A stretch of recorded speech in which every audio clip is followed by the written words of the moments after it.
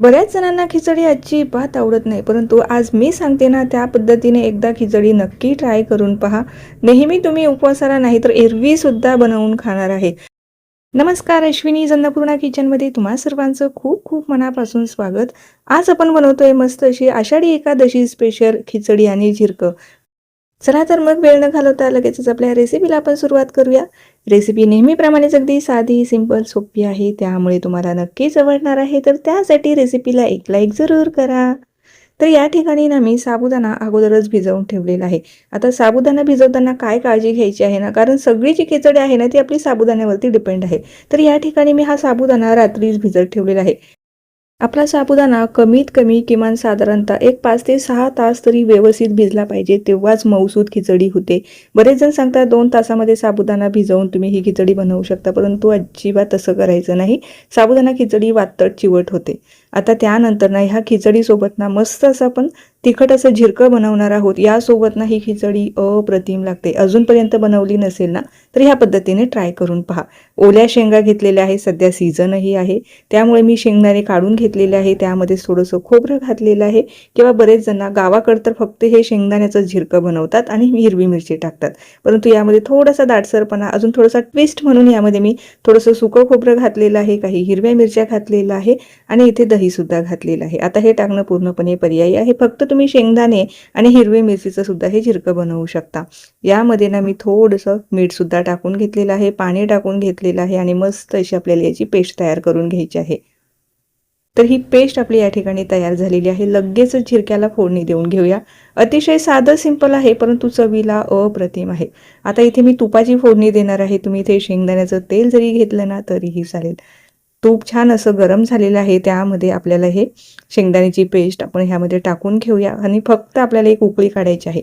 आता हे तुम्हाला किती घट्ट पातळ हवं आहे ना त्यानुसार तुम्ही यामध्ये पाणी ॲडजस्ट करायचं आहे. मीठ आपण ऑलरेडी टाकलेलं आहे, त्यामुळे मीठ टाकण्याची गरज नाही. तर हे थोडंसं ना पातळच चांगलं लागतं, कारण ती खिचडीसोबत ना मस्त असं पातळ हे झिरकं आणि जी खिचडी आहे ना ही ह्या दोघांचं कॉम्बिनेशन छान लागतं, म्हणून ठेवताना थोडंसं पातळ ठेवा, जास्त घट्ट ठेवू नका. तर हे पहा आपलं मस्त हे झिरकं सुद्धा तयार झालेलं आहे. फक्त एक खळखळून उकळी काढायची आहे मोठ्या गॅसवरती. आपलं झिरकं तयार झालेलं आहे. हे जे झिरकं आहे ना तुम्ही साबुदाणा वड्यासोबत किंवा तुम्ही जर धिरडे बनवणार असाल भगरीचे तर त्यासोबत सुद्धा छान लागतं. फक्त ठेवताना थोडंसं घट्ट ठेवायचं आहे. जर तुम्ही डोशांसोबत बनवणार असाल किंवा वड्यांसोबत, फक्त खिचडीसाठी आपल्याला हे पातळ ठेवायचं आहे. तर आपलं झिरकं या ठिकाणी तयार झालेलं आहे. लगेचच खिचडी बनवायला घेऊया. तर आता इथे ना हिरव्या मिरच्या मी अगोदर मिक्सरला फिरवून घेणार आहे. बरेच जण कापून घेतात, जर तुम्हाला कापून घ्यायच्या असेल तर तशा घेऊ शकता, पण मी इथे थोडंसं मिक्सरला ओबडधोबडच फिरवून घेतलेलं आहे. आता या ठिकाणी खिचडीची तयारी सांगते. मिरच्या ऑलरेडी आपण छान अशा मिक्सरला फिरवून घेतलेल्या आहे. शेंगदाण्याचा कूट, उकडलेला बटाटा आणि भिजवलेला साबुदाणा. जसं मी सुरुवातीला सांगितलं, साबुदाणा तुम्हाला रात्रीच भिजवून घ्यायचा आहे. जेवढा साबुदाणा छान भिजलेला असेल ना तेवढी साबुदाणा खिचडी मऊसूत होते, ह्या गोष्टीची काळजी घ्यायची आहे. आता इथे ना खिचडी बनवण्यासाठी मी इथे शेंगदाण्याचं तेल वापरलेलं आहे. तुम्ही तुपात सुद्धा बनवू शकता. त्यामध्ये जी हिरवी मिरची आपण मिक्सरला फिरवून घेतलेली होती ना ती टाकून घ्यायची आहे. आता या ठिकाणी तिखटाचं प्रमाण ना तुम्ही तुमच्या चवी आवडीप्रमाणे कमी अधिक करू शकता. काहींना कमी तिखट खिचडी हवी असते, काहींना जास्त तिखट खिचडी आवडते. त्यामध्ये जे उकडलेले बटाटे आहे ना ते टाकून घ्यायचे आहे. बटाट्याचं सुद्धा प्रमाण तुम्ही आवडीप्रमाणे कमी अधिक केलं ना तरीही चालते. बटाट्यामुळे काय होणार आहे, आपली जी खिचडी आहे ना छान मऊसूत राहण्यास मदत होते. बरेच जण यामध्ये बटाटा घालत नाही, परंतु बटाट्याची जी खिचडी आहे ना ही तुम्ही अगदी दिवसभर जरी ठेवली ना तरी छान मऊसूत राहते. नाहीतर बऱ्याचदा आपण नुसती साधी खिचडी बनवतो ना त्यामध्ये बटाटा वापरत नाही, तर काही वेळानंतर थोडीशी अशी वातट किंवा अशी कडक झाल्यासारखी होती. तर बटाट्यामुळे आपली खिचडी छान मऊसूत होणार आहे. आता यामध्ये जो आपण भिजवलेला साबुदाणा आहे तो टाकून घेऊया. साधारणतः इथे मी 4 ते 5 जणांसाठीची ही खिचडी तयार करणार आहे. लगेचच यामध्ये मी चवीनुसार मीठ सुद्धा टाकून घेतलेलं आहे. त्यानंतर शेंगदाण्याचा कूट टाकून घेऊया आणि शेंगदाण्याचा कूट टाकताना सुद्धा ना थोडासा असा बारीक स्वरूपाचा हवा आहे. जसा मी आता खिचडीमध्ये वापरला आहे ना अगदी तसाच कूट तुम्हाला सुद्धा वापरायचा आहे. बरेच जण थोडासा ओबडधोबड ठेवतात, तर तसा ठेवू नका. अगदी बारीक स्वरूपाचा कूट आपण यामध्ये घालूया.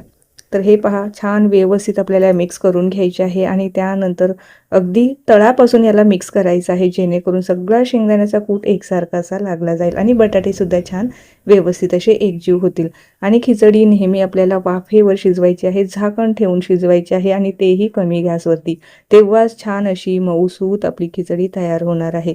खिचडी बनवणं एवढं काही अवघड नाही, परंतु काही गोष्टींची फक्त आपल्याला इथे काळजी घ्यायची आहे. बऱ्याच जणांची खिचडी ना मऊसूत होत नाही, मोकळी होत नाही. आता ही खिचडी तुम्हाला इथे दिसत असेल, मस्त अशी मऊसूत झालेली आहे आणि अगदी जास्त चिकटसुद्धा झालेली नाही आणि खाताना सुद्धा अगदी अशी कडक लागणार नाही. अगदी परफेक्ट असं आपली इथे ही खिचडी तयार होणार आहे. फक्त साबुदाणा भिजवताना ना तुम्ही जास्त वेळापर्यंत भिजवून घ्या आणि पाण्याचं जे प्रमाण आहे ना ते अगदी जास्तही नको आणि कमीही नको, मध्यम असं पाणी ठेवा आणि त्यातच आपल्याला हा साबुदाणा भिजवायचा आहे.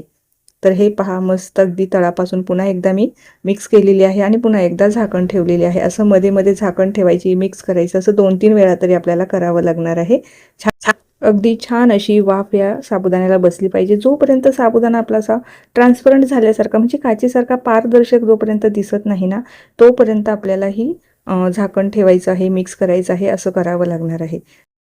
आता या ठिकाणी तुम्हाला दिसत असेल बऱ्यापैकी साबुदाणा शिजलेला आहे, छान असा वाफला गेलेला आहे आणि खिचडीला रंगसुद्धा छान आलेला आहे. शिजली की आपोआपच खिचडीला असा मस्त रंग यायला लागतो. त्यावरूनच समजायचं आपली साबुदाणा खिचडी जी आहे ना अगदी व्यवस्थित अशी शिजलेली आहे. आता हे पहा तुम्हाला चमच्यावरती उचलून दाखवते. अजिबात एकमेकाला साबुदाणा चिकटत नाही, परंतु हा साबुदाणा मऊसूत आहे. खाताना सुद्धा अगदी छान असा लागतो. आता ही साबुदाणा खिचडी आपली तयार झालेली आहे. आता ही साबुदाणा खिचडी तुम्ही अशीच जरी डब्यामध्ये भरून, स्टीलच्या डब्यामध्ये भरून दिवसभर जरी ठेवली ना मस्त मऊसूत राहते. अजिबात पातळ चिवट काहीही होत नाही, कारण परफेक्ट साबुदाणा भिजलेला आहे.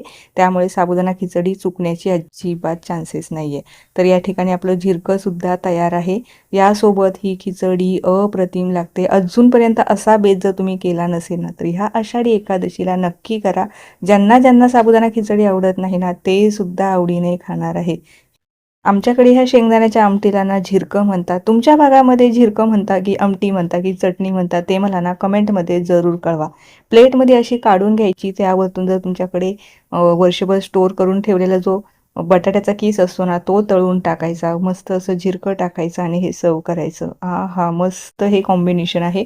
तर नक्की तुम्ही हा आषाढी एकादशीला ट्राय करा किंवा एरवीच्या उपवासाला जरी तुम्ही ट्राय केली ना नक्की तुम्हाला आवडणार आहे. किंवा उपवासाव्यतिरिक्त तुम्हाला इतर दिवशी जरी खायची असेल ना तरी तुम्ही खाऊ शकता. तर नक्की ट्राय करून पहा. मी सांगितलेल्या टिप्स वापरा आणि ही साबुदाणा खिचडी बनवा. परफेक्ट तुमची सुद्धा अशीच खिचडी तयार होणार आहे. तर मग कशी वाटली रेसिपी जर तुम्हाला जराही कुठे आवडली असेल ना तर रेसिपीला लाईक करायला अजिबात विसरू नका. तसेच तुमच्या मित्रपरिवाराबरोबर, नातेवाईकांबरोबर सुद्धा ही रेसिपी शेअर करा. आता ही रेसिपी पाहत पाहत जर तुम्ही इथपर्यंत आलाच असाल आणि चॅनलवर जर नवीन असाल, चॅनलला अजून सबस्क्राईब केले नसेल तर नक्की सबस्क्राईब करा.